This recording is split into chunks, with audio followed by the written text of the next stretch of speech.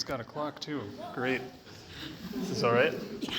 Nick, alcoholic? Yeah. Grateful to be here. Andy, thank you for asking me to speak. Thank you to our speakers. That was a great set of topics. And Eric may have left. Congratulations. There he is.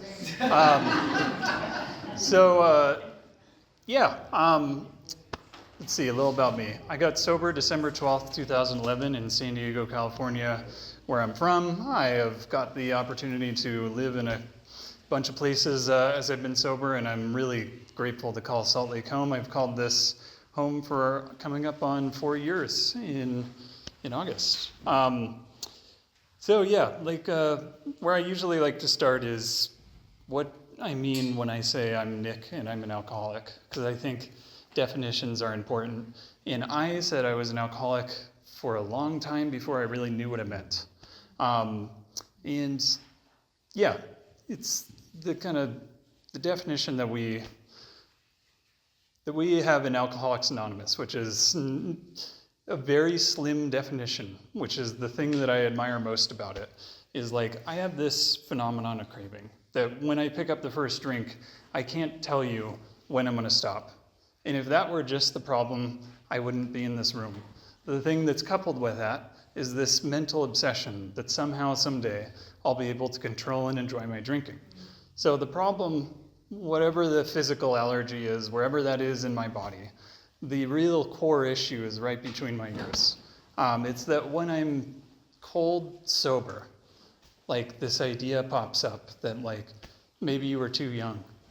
Maybe it was this permutation or that permutation, and like you'll be able to just figure it out. And like some point deep down, I knew that was bullshit. And that's the scariest thing, because even after that point passed, it went on for a while where it was like, you're fooling yourself, wait, there's hope. The kind of way I like to put this is a little bit of a aging lesson 101. But when I was in my late 20s, real close to 30s, I'm mid-30s now, I was at dinner with a friend after a meeting. We used to go to this Hawaiian stop in the Bay Area when I was there, and I would get like chicken katsu every Friday night. And I remember Joe, he was like 5 to 8 years older than I. He was like, I wish I could eat that. If I eat that, I can't sleep. And I don't know, it started happening in my early 30s, and I'm like, really? And then I had recalled my parents having these opinions about getting ice cream late at night or whatever the cool thing I wanted to do of no, I just won't be able to sleep. And I'm like, old people, man, this fucking sucks. And then it happened to me. And I remember the week came when the Friday night rolled along, and I was like, I am not going to get the chicken katsu. And that's because I am fortunate enough that I don't have this mental obsession over food or chicken katsu, which is not true for everyone, right? Some people do, and I get that, because that for me is my experience with alcohol. If you replaced that with alcohol, there would be no, I think I'm going to hold off tonight, maybe one, maybe two, and then just head out. No, I could not promise you that. And I wouldn't even want to think it, because then I'm thinking alcoholic thoughts. So that's this mental obsession and my simple explanation of it. And I demonstrated this to myself time and again. And the kind of hard part is when you fool yourself that you don't have the physical allergy. Those times where you maybe do go out and you put a pause on things, and the frothy emotional appeal maybe gets to you one night, and you back off. But really that is whistling in the dark, for me at least, until the next drink, because I am actively thinking about the fact that I'm not drinking when I have those few ports in my drinking history. So it wasn't really control, but it looked like it. And now I'm going to go into my story. So that's what I mean when I say I'm an alcoholic. The doctor's opinion, I feel, covers this pretty well. I feel like the mental obsession is not covered at all in the doctor's opinion, and the first couple chapters of our book are a great resource. 2 and 3 are probably like my absolute favorite chapters of the big book. I could probably say that about every chapter, B4, 7, but anyways. So the part of the doctor's opinion that I love the most is that it has these 5 different types of alcoholics. And the 5th one is the type that is normal in every respect, except for the effect that alcohol has upon them. And I really, really, truly appreciate that. Because this is a very broad highway, you know? There's no physical, mental, societal, whatever condition that precedes alcoholism. And if we were to place that on it, I think this program would simply not be. The fact that we have this out, and sometimes it is legitimate. I have definitely met people who are normal in every respect, except for the effect that alcohol has upon them. And they are alcoholics because they say that. And that is true. But it is not the case for me. I was abnormal in most respects, including the effect that alcohol has upon me. And that has nothing to do with why I'm an alcoholic, and I appreciate that.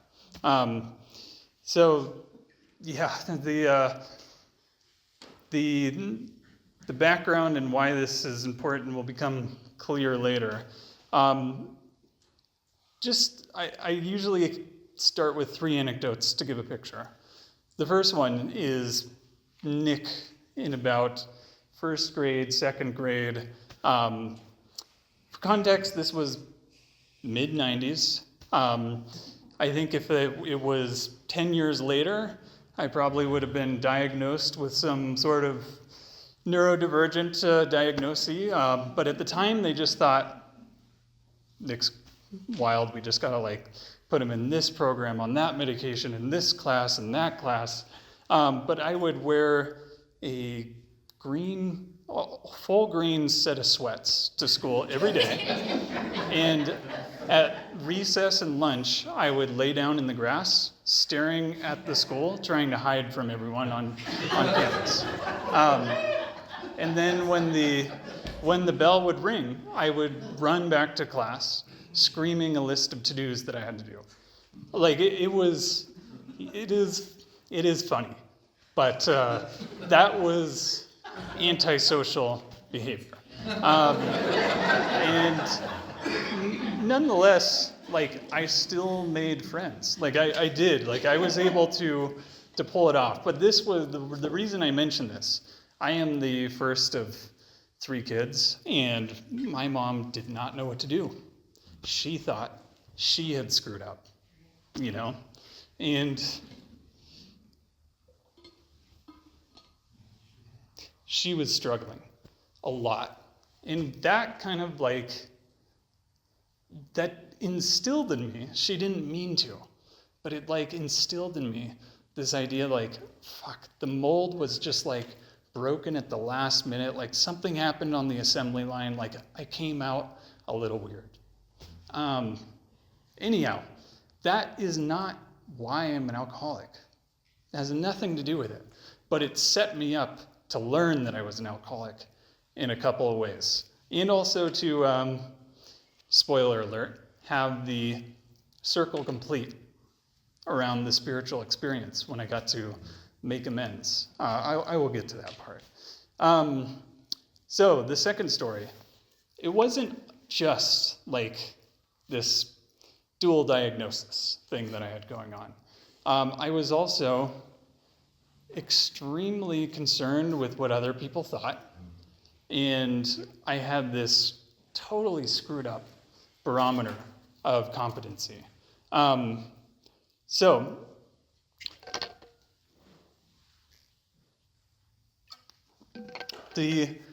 the kind of like key observation for me was a comparison between myself and my middle brother. And so the event that is, this one is legitimately funny. Not just sad. It might be a little sad. So I didn't have many friends, and so my mom tried really hard to leverage my middle brother, who's a social butterfly and very different than I, in all the good ways, to get me to have some friends. And so we were going to have this kid Brad over one day after school, and like kind of on the theme of I just want to be normal and I'm not, and everything is blocking me from that. And I want to be clear, I had a great upbringing. This is like the view of self, the overinflated view of self, which was present at a very young age. And Brad was cool. And Brad had, at the time, PlayStation, N64, all of those things were what was required for you to be normal and cool and fit in. And my mom didn't allow us to play video games. There's no video games in the house. And so Brad was coming over, and I was like, we should be going over there or doing something to prevent Brad from seeing the fact that there is no PlayStation on the top of our TV. And, I spent a ridiculous amount of time thinking about this. And the other thing about me is I am a builder. I love building things. I electrocuted myself when I was first 5 years old, and I did so a couple months ago as well. So it's continued. But the thing is, I thought I could build my way out of this. I can craft at least a good enough looking PlayStation from about a 20-foot distance. And I would tell Brad, because Brad would be coming in at a 90-degree angle, and it's like, it's in his peripheral, and I would tell him, like, hey, PlayStation's broken, we're gonna have to play outside, and he wouldn't be any closer than that, and that could probably be, like, it didn't need to be perfect. And I literally did try and craft this, and it was not up to par, and I got upset with myself. And like the difference between myself and my brother, so Brad was in the car the next day coming home with us, and he asked, of course, like, what games do you all have? And my brother just said, oh, my mom doesn't let us play video games. And that was it. That was the end of the conversation. He didn't care, Brad didn't care, and I still cared. I did not learn the lesson. And it's funny, when I moved from San Diego, where I originally got sober, my sponsor actually made me a duct-taped PlayStation that I still have to this day. So that's a good story. So the next one is how I responded to failure. This will be the last childhood Nick story. So the other thing that my parents really, I was playing soccer by default, I guess, but they thought this is also an avenue, like how many weird kids play soccer. Well, maybe the soccer will help Nick to get some friends. And the thing is, like, I was not a team player. I would show up Saturday mornings, and I would literally, like, arms out, just be kind of like closing my eyes, running around, picturing myself flying through space. And that worked until, like, I think I was like 11, 12 years old. And one day, coach yells at me, like, quit it, you always do this every game, get off the field. And, like, it was, in my mind, it was like, are you kidding me? Do you think I want to be here on Saturday morning and you're yelling at me to get off the field? So I quit the soccer team, and that was how I responded to that. Not like, well, there's 11 other people on the field that kind of want to like play to win or at least play to learn. Like, I wasn't thinking about that. I was thinking about me. And, kind of like, that's not like a serious trait of self-centeredness, but that, like, I have serious self-centeredness, and that was one of the ways that it popped up. Like, not everyone who has a story like that is going to have the overinflated view of self that I have, but I recognize decades later that was part of what was going on. That's why it was like, I had to quit the soccer team. If one sense of like, you're not welcome here and I'm out.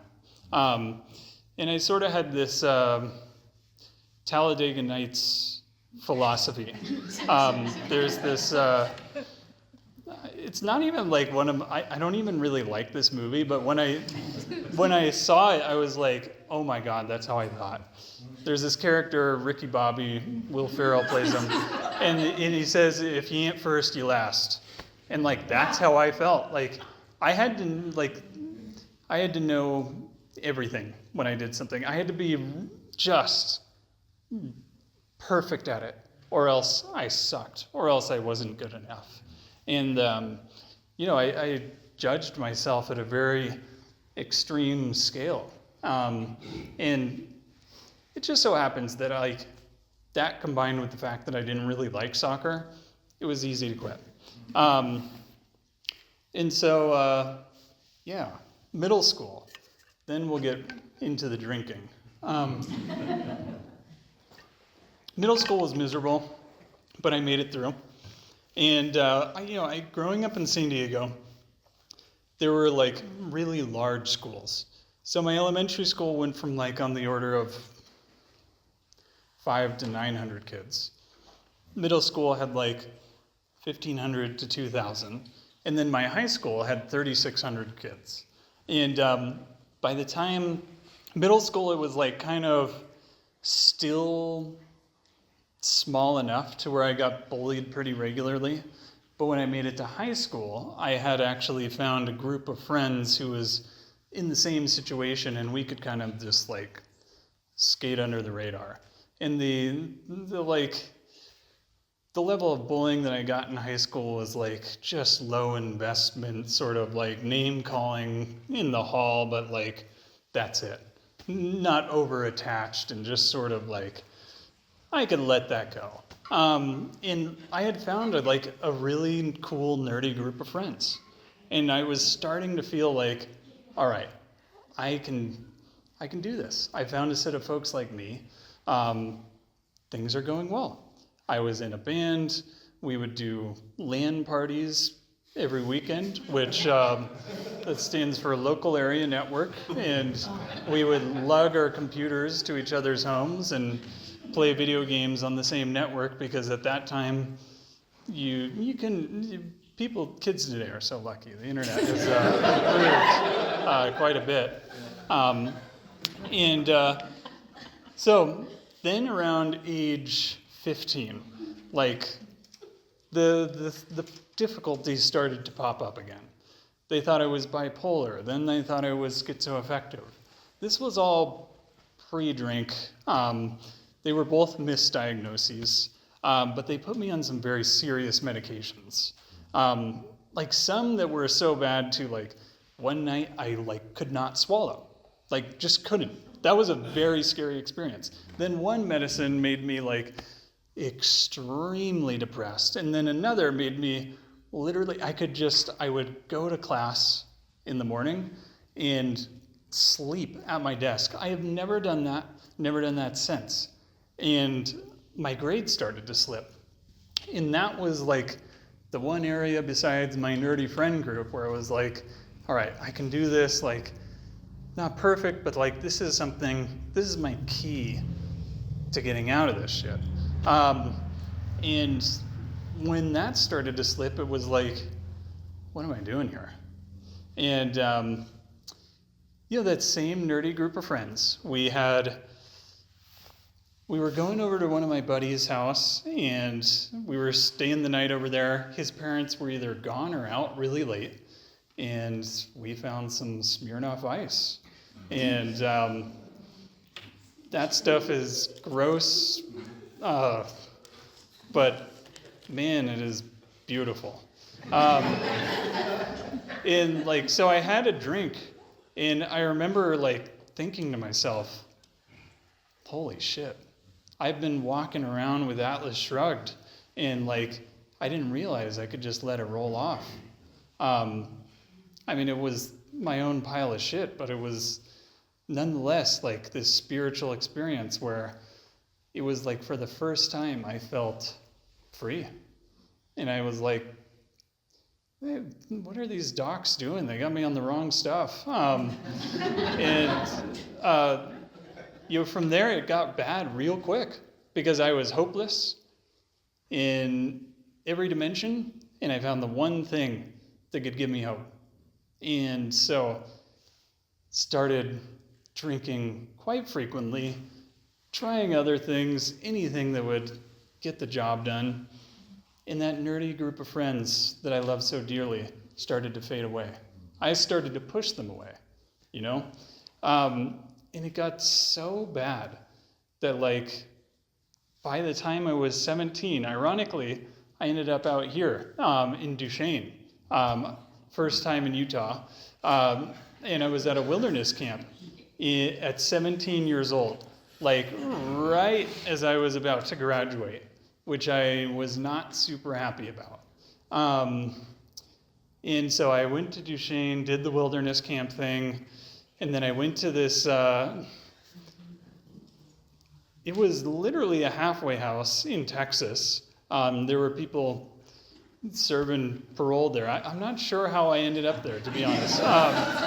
Like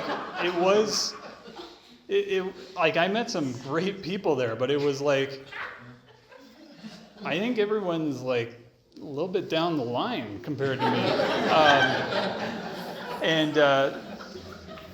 When I was my 18th birthday, I bought a Greyhound ticket and went back to San Diego, and I was like, no way.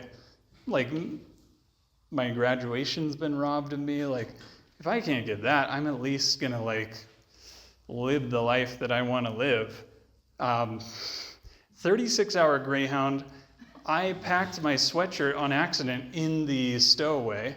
So it was like the most miserable ride of my life. But I was so happy to be back in San Diego. I had no plans, like no guarantees of like where I could end up, but my parents let me back in. They were like, all right, maybe that was a little much. Maybe like you can come back, but you gotta get into school, gotta like give this thing a shot. And I did get back into school, but I also got into everything else. And that's when the drinking just took off. Like became a truly regular drinker without much in the way of it. So I would enroll in class. I ended up in computer science, and computer science has like this funny element to where 60 to 70% of your grade is on the midterms and finals. And so if you don't make it to the midterms, there's really not a whole big motivation to finish up the semester. So I would start off the semester, and like when the midterms came, it was usually time to drink, and I wouldn't make it. And I would be too careless to like exit the class, and I had a horrible academic record as a result. But the thing that really just, it was going well. Like that wasn't going well, but I didn't care. I was living how I wanted to live. And I remember like that was working for a little bit. The truth is, like, if that would have worked, I would be still living a life of misery. Let's say it was like, you know, in some alternate universe, I was the hard drinker. I think it would still be really miserable. In this one, I am the real alcoholic.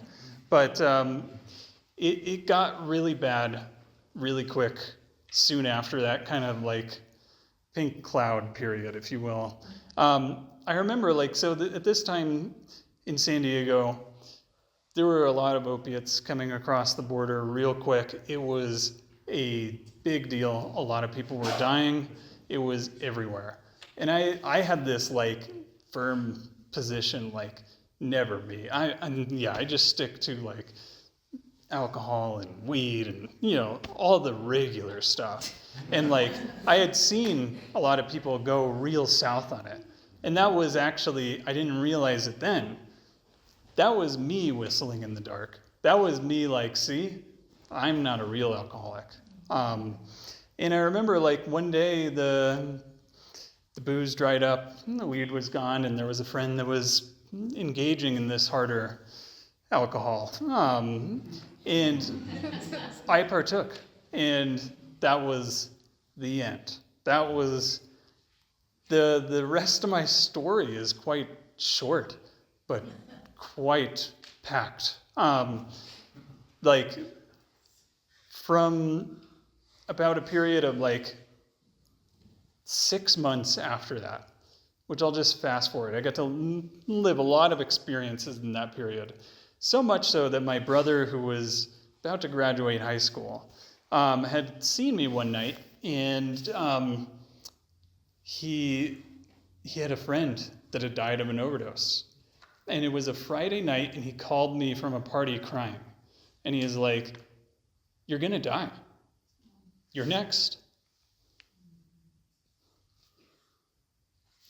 That one hit me. I was in rehab, I think, the next day. Like, when I had not heard my brother cry for about probably 10 years before that, and never since. Like, it was serious, and it hit me hard. But preview, frothy emotional appeal seldom suffices, right? I went to rehab, and I didn't really, I really wanted, I knew that, this wasn't going to work. But, maybe there was some way I could control and enjoy it. So day I got out of rehab, I think I drank or something, the standard stuff. And then it was real quick, back to the races. And then I tried to get sober. This is 21 years old, and I actually do want to give this thing a shot. And I go into a longer term sober living, and I'm reading the book. Some of it's making sense. More, I'm actually for the first time getting engaged with you all and the people, and still though, I had this lurking notion. I had this reservation deep down that somehow, someday I could control and enjoy my drinking. And the kind of proof that hit me many years later is that when it came time to getting down to the third step, I was looking in all of the wrong places for a higher power. I had this blocker in my mind against any sort of mainstream religion, and it was really not that. It was just that I wasn't really willing to turn my will and my life over. I was reading a lot of weird books, and basically it was nothing against those books, which not even worth mentioning, but it was not the books, it was me. I wasn't actually willing to turn my will and my life over. And so I white-knuckled it for 6 months. And, then I went out and I was still going to meetings. I thought I was fooling folks. I was not. I took a dirty year chip. Had to make amends for that one. But the time, when it, the wheels came off and it was I had been drinking, I knew that the fellowship knew, it was I was in it. That was a period of 4 months of a hell that is so bad. So bad. I mean, it went from 0 to 1,000. I ended up calling my mom. I was in a hotel. I'm not quite sure how. I was in a state of like complete psychosis. And she took me to the hospital, and like, turns out I had a subdermal hematoma. I'd been jumped the week before, and it was bad. And so I was in the ICU actually, and I was laying there. And my little brother, not the one who called me, I have a youngest brother who was very young at the time, and he came into the hospital and was just like, "Hey, Nikki," and he was, to him it was like, this is Nick's thing, like it's, that's what he knew. And I was like, this isn't right. And that was when I took the first step. I didn't really realize it. That's when I had truly taken the first step. In that moment, I knew that like, I need to say yes to whatever these people have to suggest, or I am screwed at best. And so I did. And I went to this place afterwards called Pathfinders. It is the oldest recovery home in San Diego. That one is like truly a halfway house. Like it is, you pay for it with food stamps. And it is like, truly most of the people there were actually serving time for parole. And I miss that place. That place is just the best. I got to see real quick, like, there's a lot of folks in here that just like had a little less luck than you on a night that you have definitely engaged in. And like, they got to really see the institutional life because of that. I'm not different at all. It is also where I got a great dose of sponsorship. So Pathfinders, we had unaffiliated meetings there every week. In one meeting afterwards, there was this guy, Joe. He was like just blue nose, like kind of gruffy guy. He would come into every meeting with his like Red Wings and his like work clothes, and one meeting afterwards, we're outside on the porch. He was smoking his Marlboro Red, and he comes up to me and he asks me like, "Did you choose not to drink today?" And I'm like, "Let's see, how can I get out of this conversation?" Yes, I did. And he's like, "Then what the fuck are you doing here?" And I'm like, "What?" And he's like, "Come with me. We're going to go read the big book." And he immediately followed that with like, "I am here because I don't have a power of choice." And, this is where in our book we talk about that. Like, here's Fred, who at the end of a great business trip, when things are going well, when he's sober and life is coming back, not a cloud on the horizon, and the thought of the drink pops in his mind. And I'm like, yeah, I guess fuck it wasn't really a choice.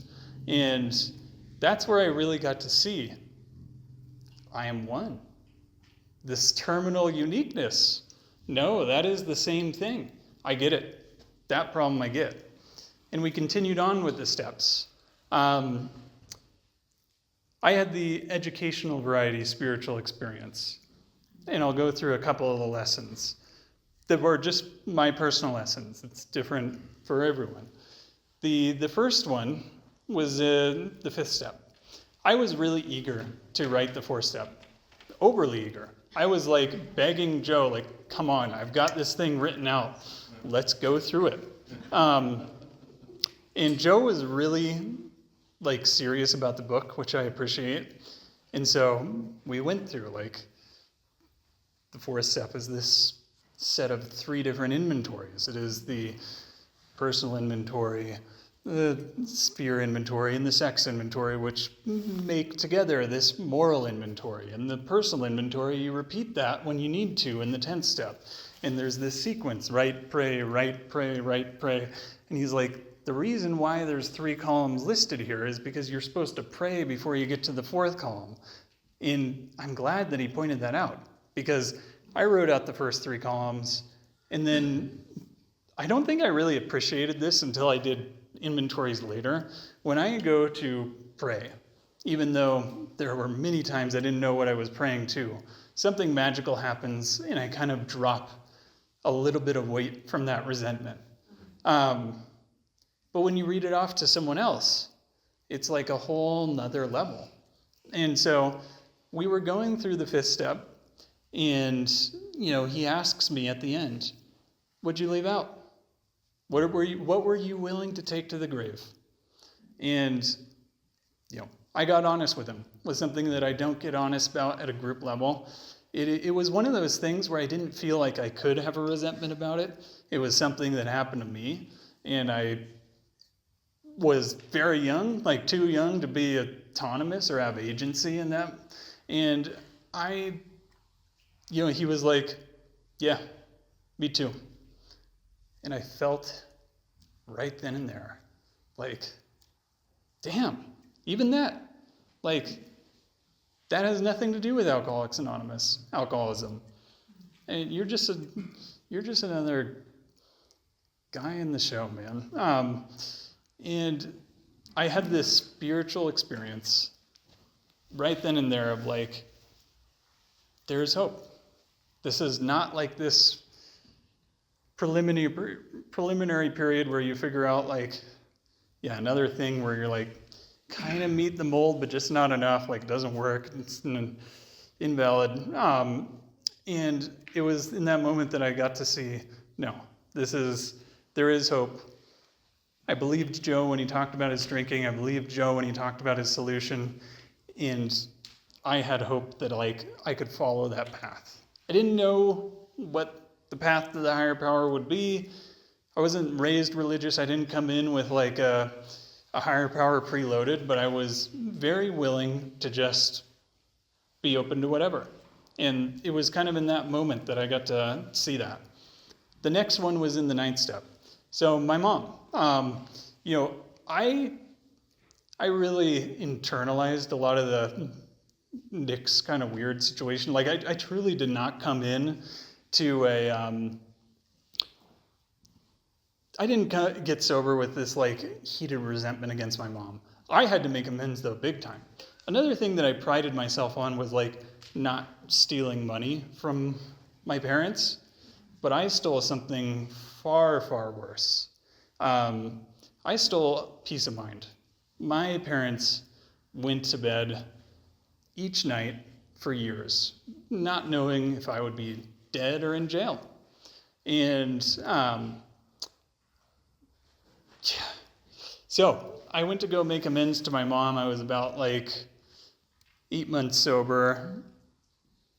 And my mom was in Al-Anon. And so when I showed up, she had a list ready to go of all the things that I could do to make it right. And one of those was like showing up to the house and spending time with my little brother, like things that were like, you should be doing that.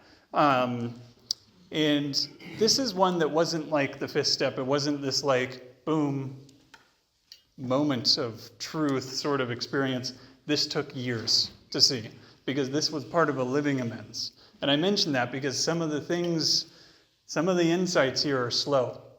And this one certainly was. I got to see my mom unage years simply because she didn't have to worry about me being dead or alive by way of the drink. It took a while. It took me showing up. It took me being part of her life. But I got to see, like, you can see visibly. This was when Nick got sober. This is what she looked like when Nick was like 2 years sober, 3 years sober. That's when I started to see it, where I was like, whoa. I mean, you can't put a price on years, right? And that also was, I have 2 younger brothers that didn't really have an available parent because of me. And I got to see like the big lesson. It's not about me. It never has been. Like, there's this kind of idea that the ninth step and the fourth step, it's like you do this and that to like get this good life or like get this spiritual peace. Not the right question, missing the point. And I say that like I know that's a strong opinion, and this is just my opinion. That's not written in the big book. But to me, the point was to see that like the reward, even if it's like this proxy reward, that wasn't what it was about. And it took a while to learn that one for me. And I live in very high cognitive dissonance to that idea a lot of the time. But it is in the back of my mind, and I just would not have had that realization without needing to seek a spiritual solution to save my life. It took me a while to say this one, but I can truly say I am a grateful alcoholic. I did not, like, the social stuff did not leave me when I came into Alcoholics Anonymous. It took me so long to feel comfortable in AA. And even after that, I did not feel comfortable. And I would see all of my peers that were like sober around the same time as me, like just show up, and it was easy. And it was like, God, now that I'm sober, it's all good. And, for me, it took a while to like come to this, but I am so grateful for the rooms of Alcoholics Anonymous, and I'm grateful that I had to do these things, that I had to seek a spiritual solution lest I take the first drink. And for me, I think that probably at best means death, at worst means misery for decades, perhaps. I don't know. And that wasn't something that was immediately grateful to me. So if that's your experience, fear not. I know a lot of people who it takes a little bit of time. And the other thing is I'm just grateful for these rooms and grateful for this fellowship. In sobriety, I've gotten to do a lot.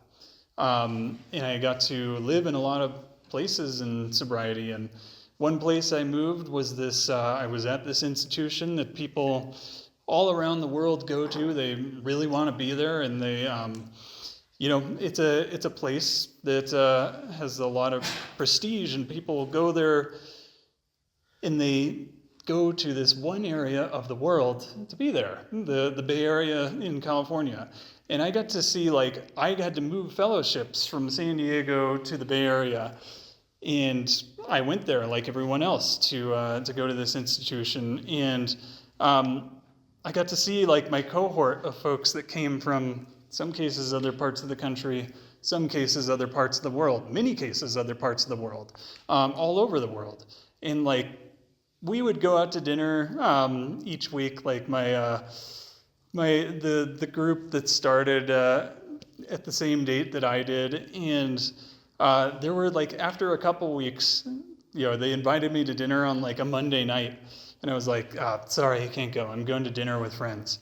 I was going to a meeting, the Stanford Ave meeting, which unfortunately is no more after the pandemic, and also where I met my lovely wife.